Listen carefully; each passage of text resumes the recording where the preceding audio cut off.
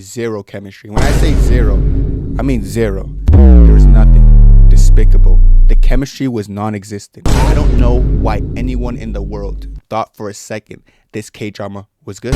It's K-drama Kenny here with my first YouTube video. Yeah, thank you. Thank you, guys. Thank you. Guys, in this video, I'm going to be looking at the best and the worst K-dramas of 2025. And I'm going to be very specific in this video. And we're going to look at the tiers. We're going to go through the tiers so you guys know what K-dramas I'm going to put at each tier. And I'm going to explain why. I'm not going to just throw them in a tier and be like, oh, just because of this. I'll give you a very thorough explanation. Out of the many I've watched this year, about 30 have been from 2025. So that's what we're going to be focusing on this video. Like the 30 K-dramas I have watched. Now let's walk through the tiers. The first tier. Perfection, 10 out of 10. Now, if you know me, I'm not the average, yeah, man, that's a 10 out of 10 K-drama. Like, if you expect that from me, just, you're at the wrong, this is the wrong channel for you. This is the wrong video, guys, because I'm not going to just put good K-dramas in a 10 for 10. Like, 10 out of 10 means perfection, and I just don't think you could do better. Under that, I said great, just 1 or 2 average episodes. So, like, it's still an amazing watch. Maybe there's a couple episodes I was like, but, like, it's still a great watch, and I definitely recommend you guys to watch it. Under that, it's just good, fun watching. Like, I enjoyed watching it. It might have not been like the most elaborate plot, like the best thing ever, but it was fun. I enjoyed it. And sometimes that's what K-dramas are about, guys. Just about enjoying it. You don't gotta, be blown away every single time. Just have fun watching it. So I put that as a tier. And then below that, overrated in mid. Like, so it's either that a lot of people are saying, oh my God, Kenny, this is gonna be the best K-drama, watch it. Then I watch it and I'm like, wait, what do you mean? Like, what about this specifically did you think was so great? Or just a lot of people are rating it really highly, but the truth of the matter is average. It's mid. It's just not that good. You guys are just hyping it up. Below that, pack it up. Like, on this point, it just wasn't a good K-drama. You fumbled the bag. Just horrible writing. Just pack it up and get going. Then last but not least, LOL. There might be like one K-drama I put here, and that just means it was a joke. Like, I looked at the K-drama and I was like, yeah, just get out my face with that K-drama. But without further ado, enough stalling. Let's get into these rankings. Starting off with my first one on this list, Dynamite Kiss. Now, where am I going to put Dynamite Kiss? I did just watch this recently, so it is fresh in my head. I honestly feel like based on this tier, I would put this in good. Fun watching. Like, it wasn't crazy. People had a problem with the ending, guys. Now, this is the thing about this K-drama. When I started, I was like, this is an extremely tropey K-drama. Like, it was so much tropes floating around. The childhood trauma trope, like the rich guy, poor girl trope. They even had the whole amnesia trope at the end, which threw a lot of people for a loop. It was unnecessary. Let's be objectively honest. It was definitely an unnecessary trope. That being said, though, like it made for some cute scenes. Like, I did enjoy the female lead like doing things to kind of like rekindle his memory. That was kind of cool to me. So I didn't mind it too much. I do think people are being a little bit too critical about, oh, that ruined the show. I liked the show until the last episode. Now the last episode makes me feel like the show is horrible. The last episode did not ruin your experience that much. It was good. It was fun watching, and the chemistry between those two. Like, I'll be real, guys. Jang Ki-young is so lucky he was just kissing An Yeon-jin every time he got the chance. Just a lucky person. I wish I was in his shoes. So I gotta say, the chemistry definitely delivered. They just seem so natural. I think they're dating. I keep saying that. I think they're dating. Like, it was too natural for me. So if you like good chemistry, you're gonna enjoy the show.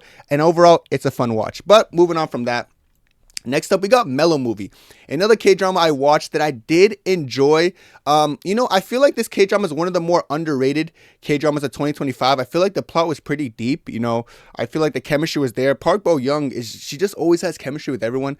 I actually did enjoy this. Now, I'm actually conflicted where to put this. I'm between these two, but I feel like good.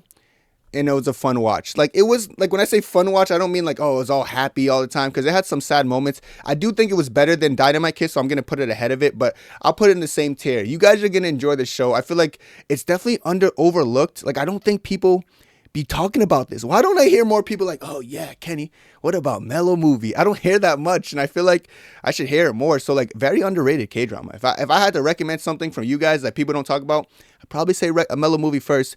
Moving on. This one was interesting. This is my Dearest Nemesis. I'm a huge fan of Choi Hun-wook. I love him. This is actually my first time watching Moon Ga-young, because I never watched True Beauty. Yeah, go in the comments and attack me now. I never watched True Beauty. You're probably going to be like, yo, watch it. But I didn't watch it for whatever reason. Leave it at that. I just heard it was cringe. But with this show, it gave me a different side of Choi Han-wook, like his businessman side. And I'll be real, like, it wasn't all that. Like something about his like business, like, I don't know. He seems like he's my age. He's 23. We're both the same age. He just doesn't give, like, how do I explain it? The mature vibe to have like the like be a leader or like a businessman role, in my opinion. The chemistry was all right. I actually did enjoy the secondary couple a lot, but where am I gonna put them? Overrated / mid. I don't even want to call this overrated. It's more like mid than anything. Moving on from that, I actually have a K movie, Love Untangled. Now, what's weird about this one, guys? Like, I swear, when I clicked play on this one, I was like, okay, I don't really care about movies. Let's just make that evident. I was thinking in my head, this is gonna be a kind of a corny movie. Like, I'm not gonna enjoy it. I enjoyed Love Untangled, and it surprised me how much I enjoyed it. It was a movie, so I feel like it's weird putting it on like a K-drama list, but it's still Korean. I'm gonna say good and had fun watching. I actually did enjoy it, I guess, better than Melo Movie. This is just weird because I feel like movies aren't really comparable to shows in a sense, because the plot just moves really fast in movies, and I feel like it's harder to enjoy. But if you're looking for a fun, good watch, Love Untangled's the movie for you. And it's my first time seeing, I think her name is Shin Yun-soo.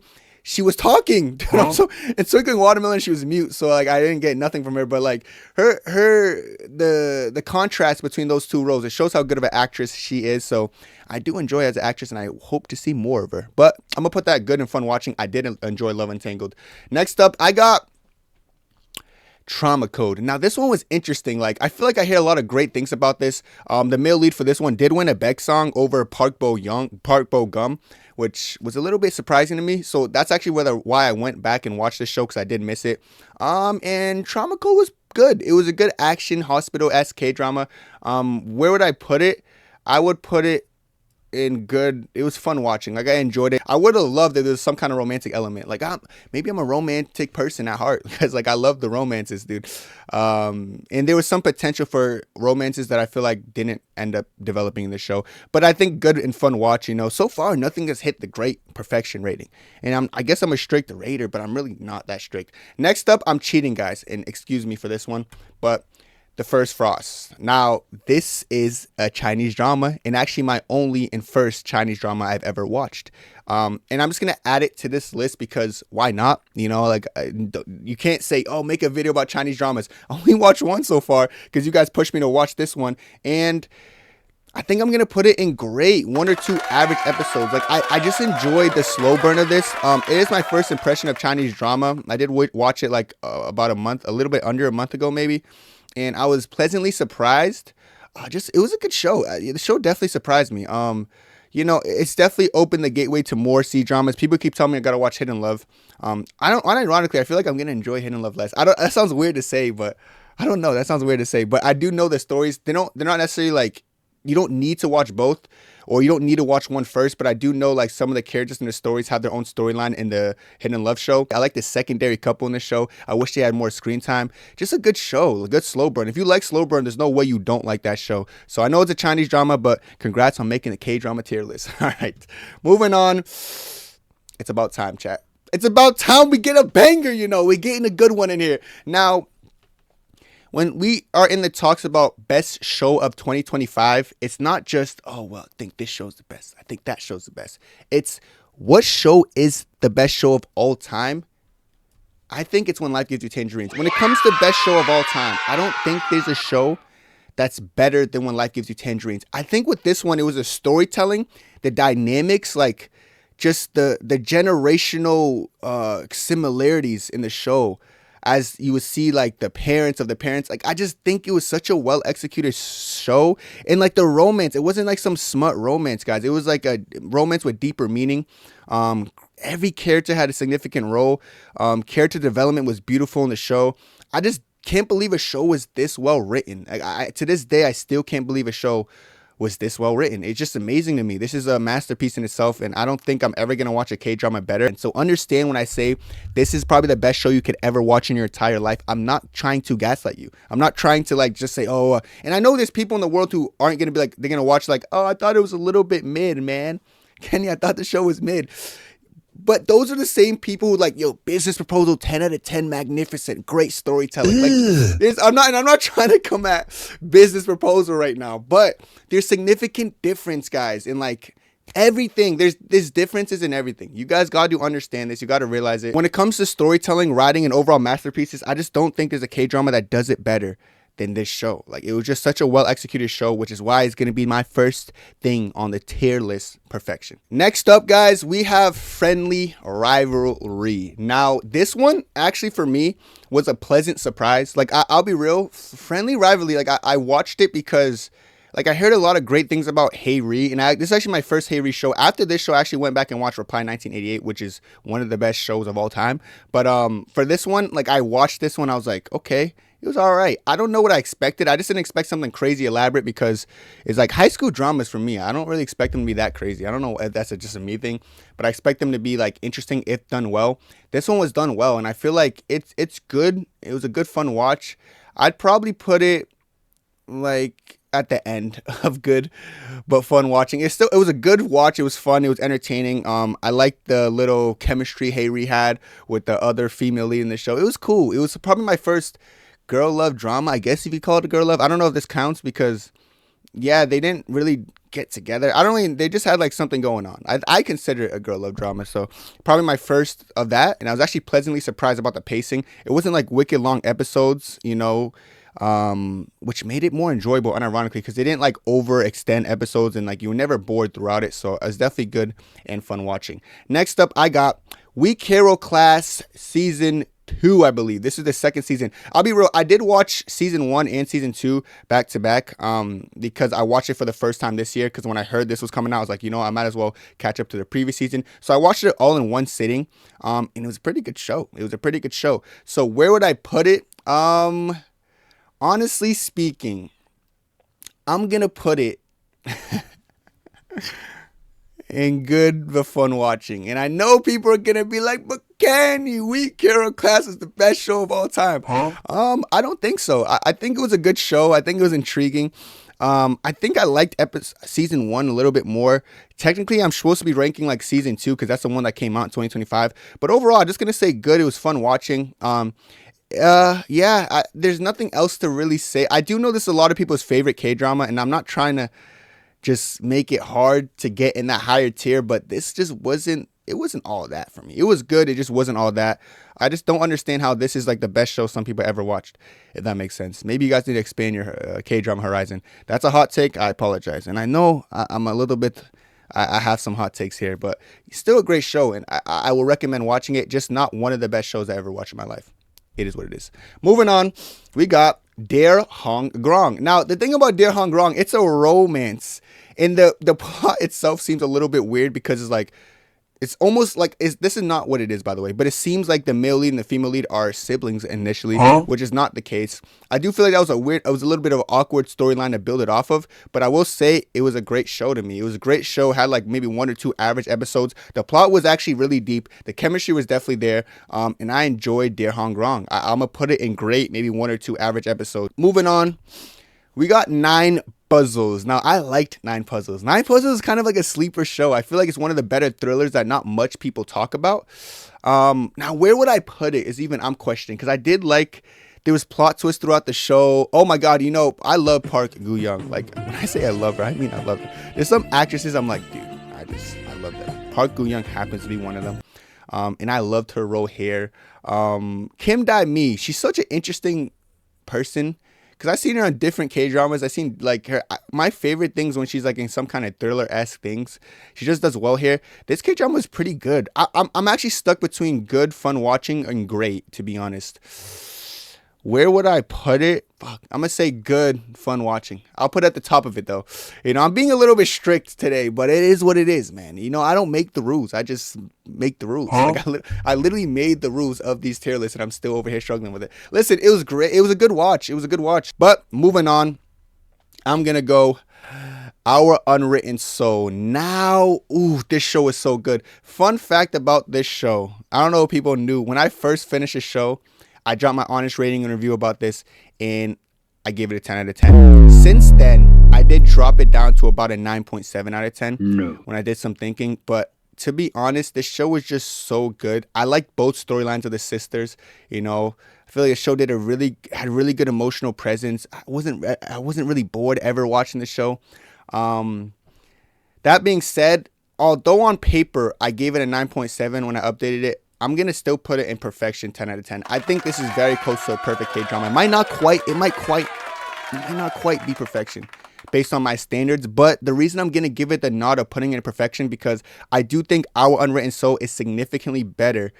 Don't want to say significantly because now it sounds like I'm pushing down like Dear Hongrang, The First Frost, which are both amazing shows, by the way. I just feel like it's better than those shows to a point where I don't even want to put it in the same tier. Our Unwritten Soul is special, and I feel like it's one of those 2025 drops that are going to surpass your expectations. And the fact that I even gave it a 10 out of 10 once in my life, even though I lowered it, it showed that I really felt highly about it. And like looking at it now, I feel like the show is really good. Park Bo Young is an amazing actress, and she shows it every single time she performs. So I'm gonna put it in the highest tier possible, and it is what it is, man. I don't care, man. I don't care. I'm gonna bend my rules a little bit and put it with the 10 out of 10s. Next up, I got Good Boy. Now, Good Boy. I'ma just be straight up, guys. This show was overrated. This show was mid. This show wasn't all that. This show isn't what you think it was. Now, I understand everyone loves Park Bo Gum, and I loved Park Bo Gum in When Life Gives You Tangerines. You know, this role with him, it just wasn't it for me. Like, his character would constantly get beat up to a pulp every single episode to a point where it almost got repetitive. Like, it's not just like, oh, he got punched in the face and they left him. He was getting beat down to like near death, and then he would like refuse to take care of his body. It's like he's just like, yeah, beat me up and I'm never gonna take care of myself. I'm just gonna keep jumping in the way and protecting this girl who's like kind of indifferent from me and stuff. What is that? Like, and it's funny because the first 2-3 episodes, like, yo, this K-drama is gonna be good. Slowly kept falling off and getting repetitive, and I just didn't like how his character didn't care for himself at all, like had no respect for his body at all, and would get beat up every episode. When I say every episode, you might think I'm exaggerating. I kid you not. If I would never watch it back, but if you guys watch that back, you're gonna realize like, why is it just always him getting beat up every episode? It's getting a little bit old. I pushed myself to finish that.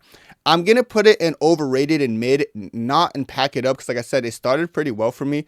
The characters, there's some characters that are pretty cool, so I'm not gonna say it's horrible. I just think it's really mid and insanely overrated, because a lot of people are like 10 out of 10. I loved Good Boy. You don't love Good Boy, you love Park Bo Gum. See how it is, eh? Keep it real. Like, you don't, oh yeah, I love Good Boy. No, you love the actor, so you kind of gaslight yourself that the show is all that. That's my take from it, at least. I know some people might be upset, but you like or you don't like, this is what I think about this. All right, moving on. I got Mercy for None. Mercy for Nobody. This was the best action of 2025. There was no boring episode with this one, which is interesting. So, like, if you expect a boring episode, you're not going to get it in this. That, all for that alone, I should put it here. Now, even saying this is weird, this category is weird because it says just 1 or 2 average episodes. This didn't really have an average episode. Every episode was pretty good. It was just very enjoyable all the way through. Matter of fact, off of just consistently having every episode being good, I'm going to put it up there. You know, I'm gonna put it up here the highest. You know, First Frost, objectively, I think I enjoyed it more, but it did have some episodes that are a little bit slow. And same with Dear Hongrang, but like action genre is different, and this definitely developed to the best of the action genre extent, never having a boring episode. Not gonna quite say it's 10 out of 10 perfect, but as far as the action genre, that's probably the best you're gonna get, especially in 2025. You're not gonna watch a single boring episode. I like the revenge plot, and I did like there's some emotional presence in the show as well, so I gotta give it props there. Moving on, Our Movie. Holy shit, Our Movie. Oh, the show is so good.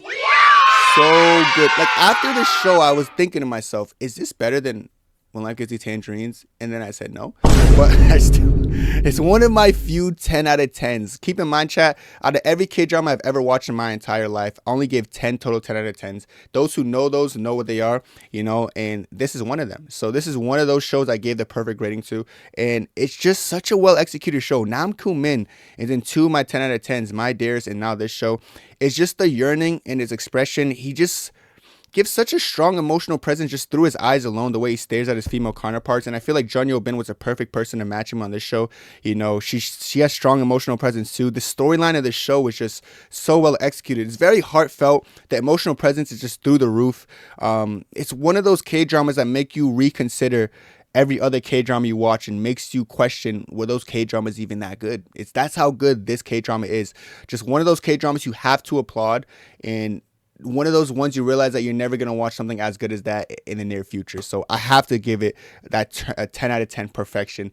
Please watch our movie if you haven't already. Oh my God, just the simplicity of everything. The simplicity of the plot, but how good it was is just mind-boggling to me. Talking about it right now is just making me want to watch it again. I love everything about that show. Holy crap, that show was so good. Whatever, moving on before I keep glazing, because I will glaze until I can't glaze anymore. Let's get off of that. Next up, Head Over Heels. Now, this was simpler. This was, it was simple. It was cute, though. It was simple. I am a fan of Chu Young-woo. Choi, don't even know her name. All of us are dead shorty. Huh? I do not know her name. It starts with Choi, right? Cho Yi Han or something. That might be right. If I got that, I'm crazy for getting that. But I forgot her name. But I know I'm very familiar with her as an actress. I recognize her from All of Us Are Dead, which is why I gave the show a chance. I recognize her for a lot of shows. I saw him in Trauma Code before this, as well as Mercy for None. True Young-woo had a great year, by the way. And this was a pretty good show. This was good. It was fun watching. I had fun watching it. It wasn't crazy. The plot wasn't all, wicked complicated or like through the roof, or like there wasn't like that much storylines and narratives. But it was a good fun watch. I did enjoy watching it. Moving on from that, Squid Game 3. It's funny about this because this gets a lot of negativity, but I guess me personally, I happen to be a fan of emotional presence and strong character connection. Now, I will say this, damn near everyone died in the show, didn't they? Like everybody was dead.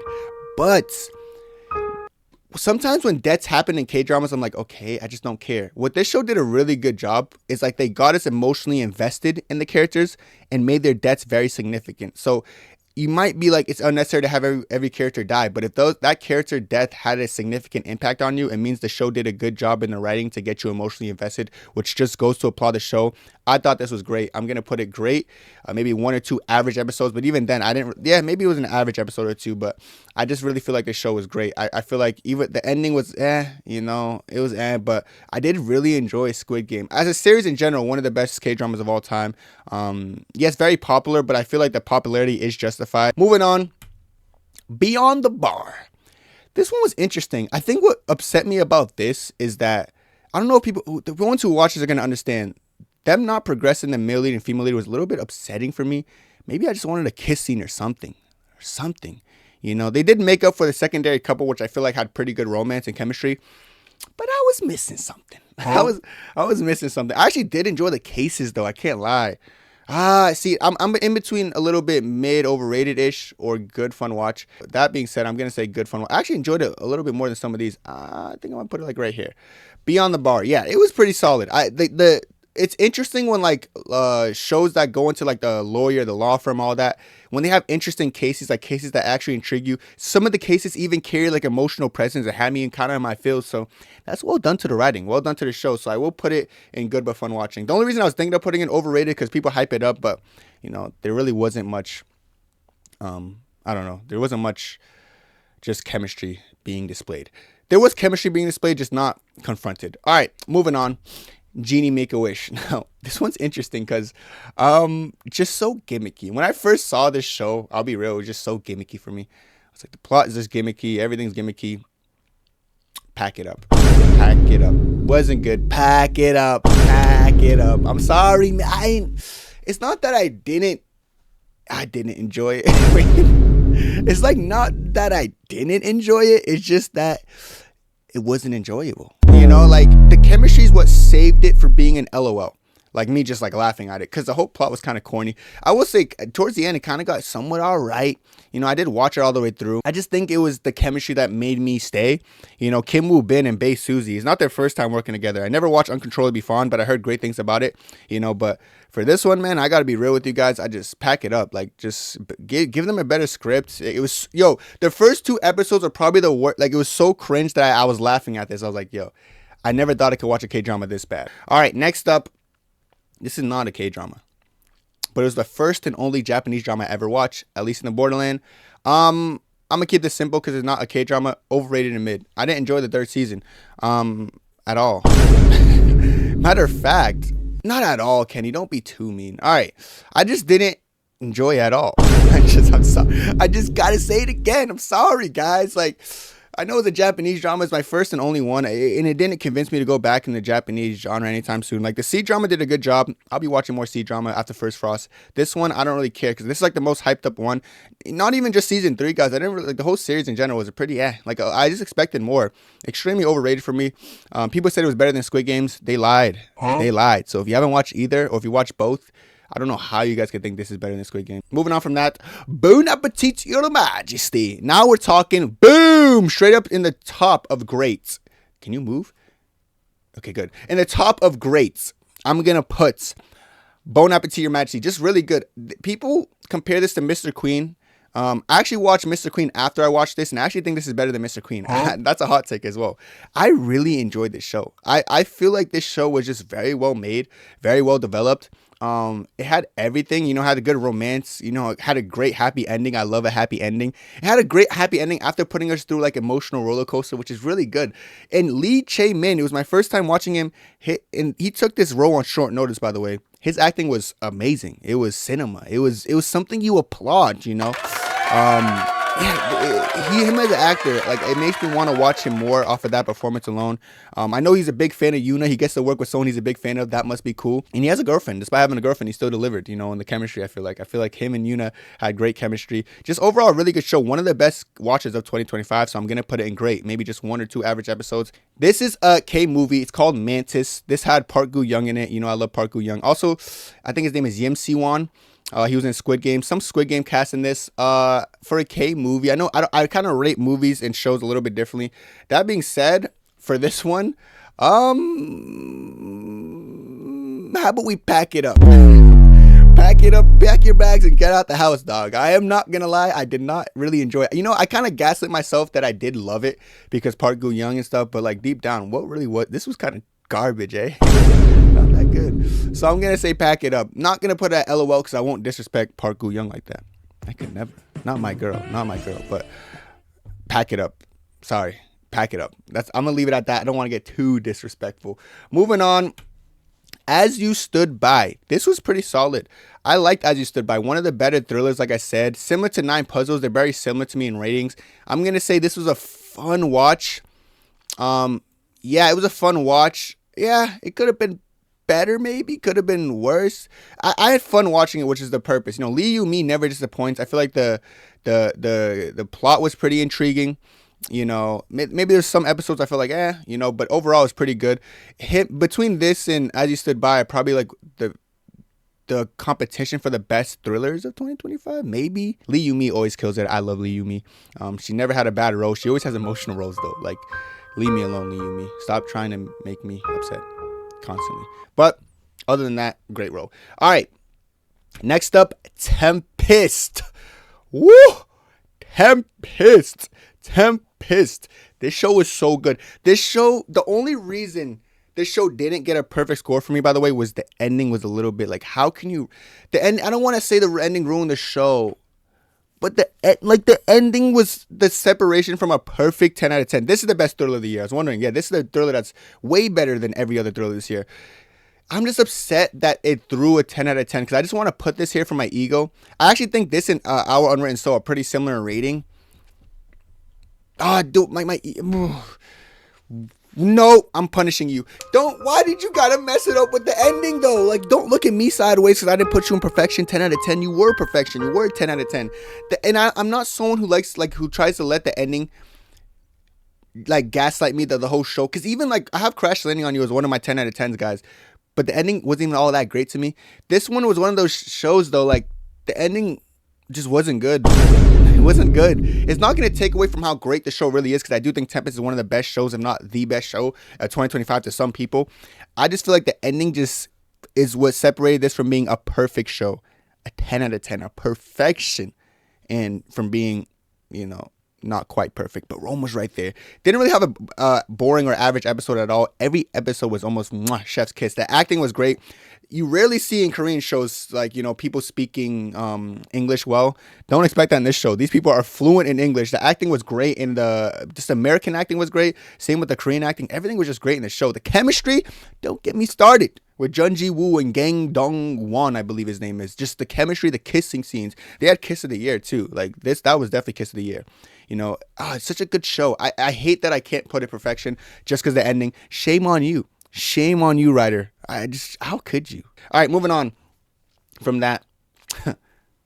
We were just talking about perfection, right? Perfect show. Ooh, I just want to, sometimes I want to just put that number one, but I can't.